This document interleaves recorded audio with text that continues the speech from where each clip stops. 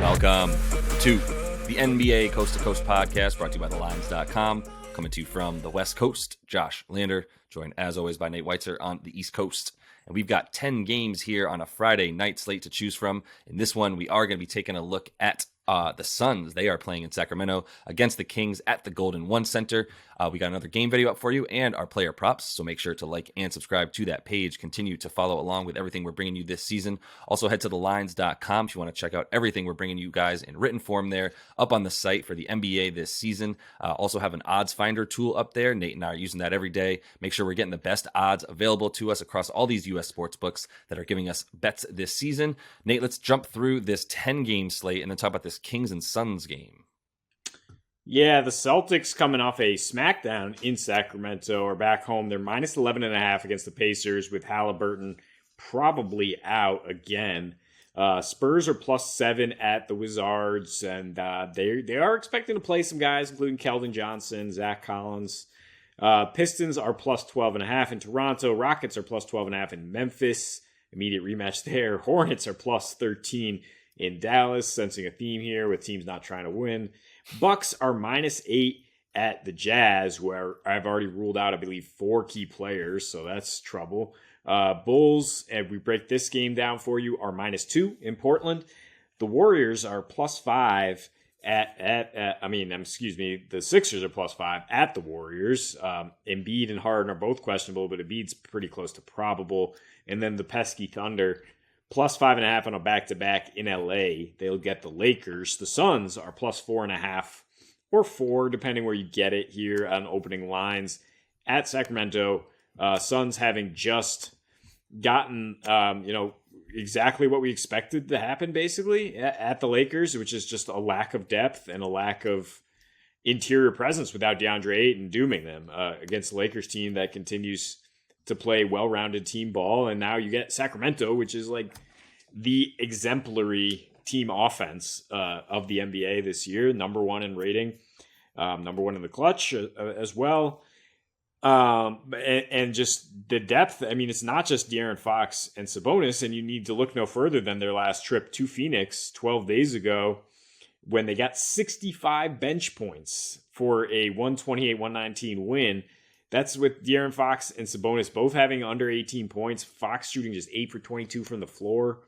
That's with DeAndre Ayton giving the Suns 22 and 12. And we've talked about without Ayton now, they've lost 5 of their last 7 road games.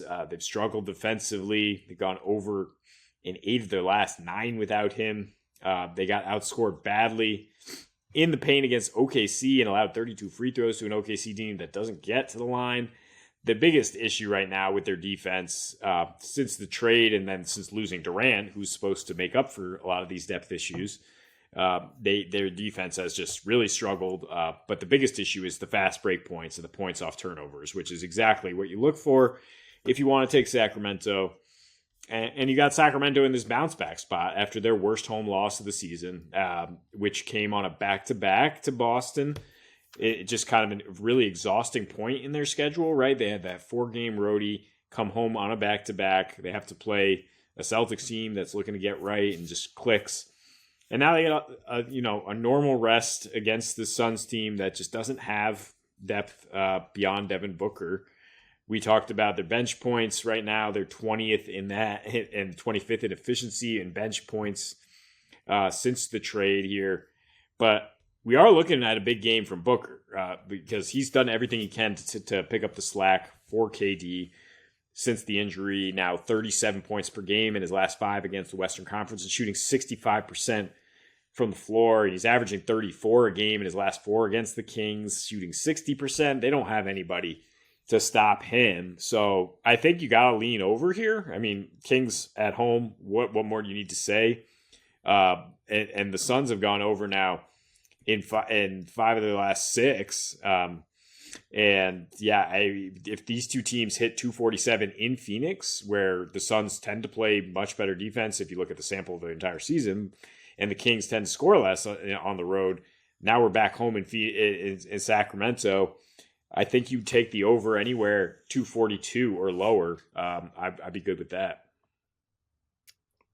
Yeah, I mean the Kings or the Suns aren't playing defense, and they're playing fast. They're playing fast as hell. They're playing the third fastest pace since they lost KD, and he went down. And I mean, do what you will with that. DA's not in there either. DeAndre Ayton hasn't been in there for just the last two, but it's been before that they were just playing with that pace. Because honestly, like DeAndre Ayton is like a stretch big in the sense that he like I don't he's not going to stretch all the way out to the 3-point line necessarily, but he's like going to stretch from like 5 feet to 12 feet. That's where he lives. He's not really getting any closer to the basket than that, and so he runs the floor well, and he's a good athlete. My main point here is there's nothing that slows them down. Even Bismack Biyombo being their center for the last few games hasn't slowed down their pace, because I think also they just can't play defense, man. And they're giving up those fast break points, and they're not getting back. I mean, Terrence Ross is getting minutes. Like this is not your older brother's Suns team from like a season and a half ago, where they just had a litany of wing players that could do everything around their two stars in Chris Paul and Devin Booker. And Chris Paul just is not, we talked about the other day, he's just not going to be it in terms of being able to like carry your offense scoring wise the way that he used to be able to. And getting in the mid to high 20s from him is just not something you should be expecting at this point. It's still going to be points, and there's still going to be pace. And like I said, there's going to be guys like Torrey Craig and Terrence Ross and, the other random wing players that they have right now that is actually pretty slim, as we talk about, which is why their bench is so bad. But even their bench is exemplifying this type of style of play, where their defensive rating is like the fourth worst in the last 7 games since they lost KD.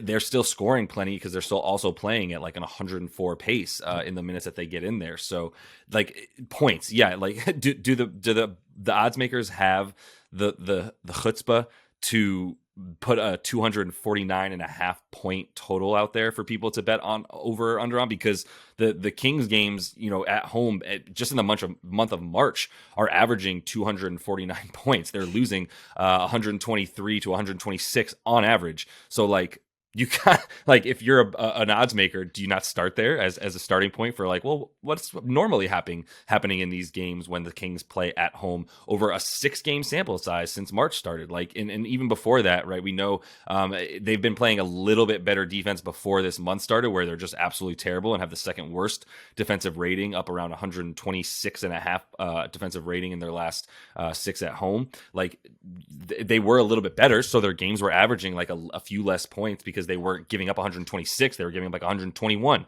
or 120, which is low 240s. So I would still take them, because if that's the type of game that the Suns want to play, the Kings do it better. The Kings do it way better, and they have way more people to last, which is also another reason that they can be so good at the end of games and not be super tired, because they do have enough depth to be able to continue the style of play and get the points up that they need to outscore the other team, which I know Mike Brown probably still hates every night as a defensive coach, but like has just leaned in, and that's what they're going to continue to do.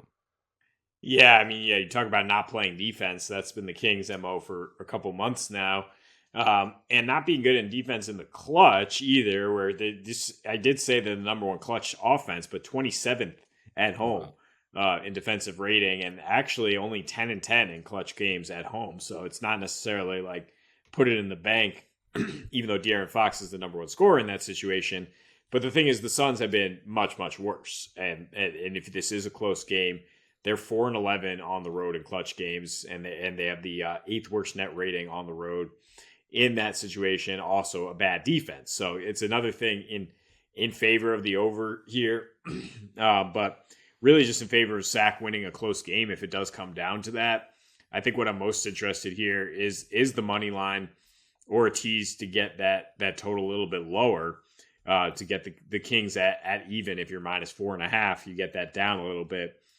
They're just a team that doesn't usually lapse, as we've talked about, until we called that kind of trap game against Utah. And then it's just a case of short rest against a powerhouse Celtics team. And otherwise, they've just been very trustworthy, especially at home. And I'm not trusting the Suns right now without Ayton. Like it's just so tentative. If they lose one guy out of the 3 that are remaining, I mean, now they're missing 2 of their big 4.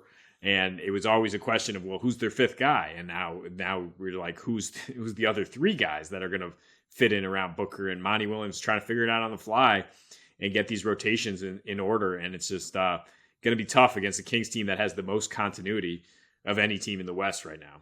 100%, yeah. And I am a little bit worried about the Kings because, like, the way we talk about the Kings and everybody does right now is still with the level of disrespect from the standpoint of, like, you're adorable the way you're winning here and scoring so many points, and this is fun to watch. But as soon as you get to the second round of the playoffs, like, I don't know, we could see you losing in the first round of the playoffs, to be honest. If you have to play like the Clippers, even if they don't have Paul George, like, I don't know, Kawhi's about to handle things right now as he's doing as we're recording this against the Thunder, proving to everybody that maybe he doesn't even need Paul George. But my main point here is like that's not fair. Like, they're still a better team than this. And that's why, like, these thoughts start to creep in after they lose 2 games in a row, and thoughts start to creep in where it's like, oh, they just lost to the Celtics and they were at home and they should have won that game at home because they were at home. And it's like, well, let's relax. Boston's very, very, very, very good. And so, you know, that was another game that was like, okay, it was a letdown versus Utah. They wanted to win against the Celtics, but it was the second night of a back-to-back and, you know, coming back home after a long road trip, whatever.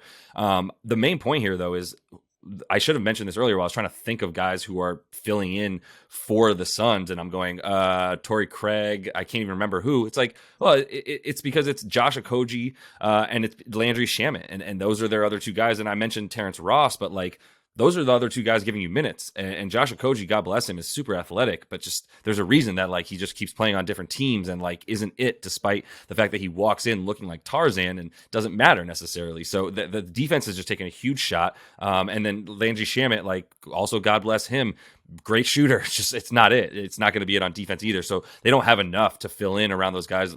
Once again, resembling almost a Lakers team after they lost all their wings, that you're just like, well, now it's just a hollow team with 2 guys that are really good at basketball, but there's 5 guys on the court at once. So that's, you know, all 5 guys for this Kings team right now, are, especially in that starting lineup, are going to be really good and probably feast on this Suns team on the offensive side of the ball. So that is all the time we have for you in this one. Make sure to like and subscribe to that page. Continue to follow along. Check out the other game video we have up for you and our player props. And until we see you next, happy betting.